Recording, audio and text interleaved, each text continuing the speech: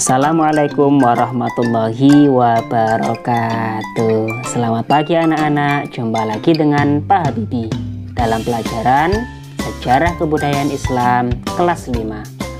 Nah anak-anak, minggu lalu kita sudah belajar tentang pembinaan Rasulullah SAW di kota Madinah dalam bidang agama dan sosial.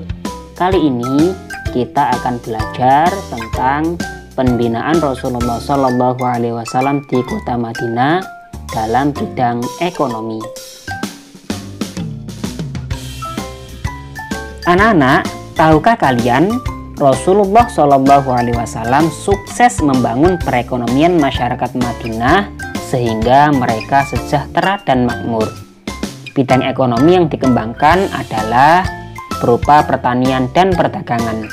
Sikap saling tolong-menolong, jujur, dermawan, anti monopoli, dan kerja keras menjadi kunci kesuksesan.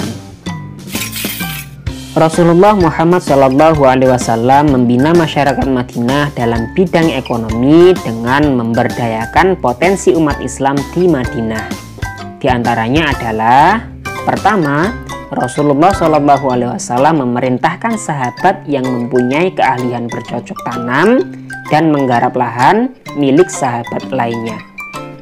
Prinsip yang diajarkan adalah melalui pengerjaan lahan dari pemilik lahan kepada si penggarap dengan pembagian hasil panennya, yang dikenal dengan istilah muzaro'ah dan mukhobaroh. Dengan demikian akan terjadi kerjasama ekonomi yang saling menguntungkan. Kota Madinah pun menjadi salah satu penghasil kurma terbesar.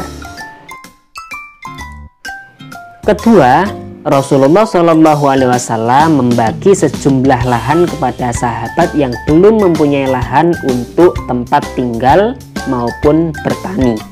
Dengan demikian, terjadi pemerataan kepemilikan lahan. Para sahabat memanfaatkan lahan tersebut dengan bercocok tanam, berkebun, dan bertani.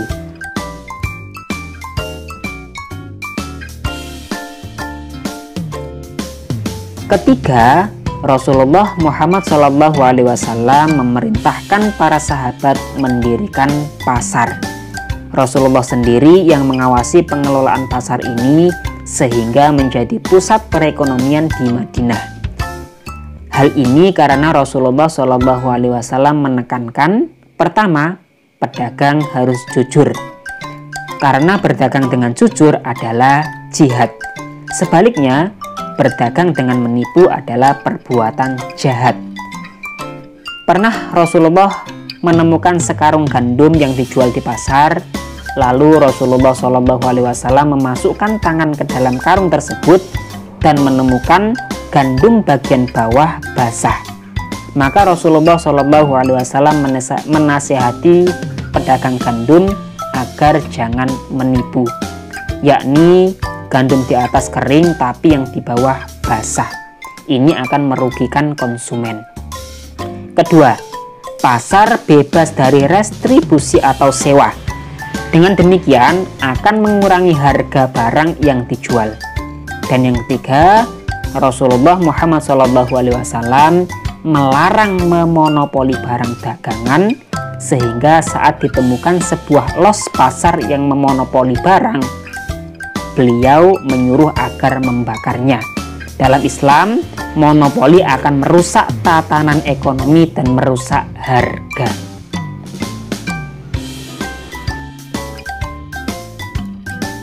Dan yang keempat, Rasulullah SAW mendirikan Baitul Mal dan mengatur distribusi zakat, infak, dan sedekah. Dengan demikian, umat Islam yang mampu akan berbagi dengan umat Islam yang tidak mampu. Dengan adanya Baitul Mal, Rasulullah SAW juga bisa membiayai urusan pemerintahan dan kemasyarakatan di Madinah. Dan yang terakhir, kelima, Rasulullah SAW menerapkan pajak atau jizyah bagi penduduk Yahudi sebesar 1 dirham per tahun bagi setiap laki-laki dewasa. Rasulullah Shallallahu Alaihi Wasallam juga menerapkan bea masuk bagi barang yang datang dari luar Madinah. Hal ini untuk menambah pemasukan negara sekaligus melindungi barang lokal milik penduduk Madinah. Hasil bea masuk ini untuk kepentingan masyarakat Madinah. Dengan berbagai upaya Rasulullah Shallallahu Alaihi Wasallam di atas, maka Madinah menjadi pusat perekonomian dan umat Islam hidup sejahtera. Rasulullah Shallallahu Alaihi Wasallam meletakkan dasar-dasar ekonomi berdasarkan ajaran Islam sehingga bisa mewujudkan masyarakat adil dan makmur. Nah, anak-anak, setelah menyimak tentang materi pembinaan Rasulullah Shallallahu Alaihi Wasallam di kota Madinah dalam bidang ekonomi, sekarang cobalah jawab pertanyaan-pertanyaan berikut, tulis di buku tugas kalian, kemudian nanti kirimkan ke Pak Habibie. Saya akhiri, Assalamualaikum warahmatullahi wabarakatuh.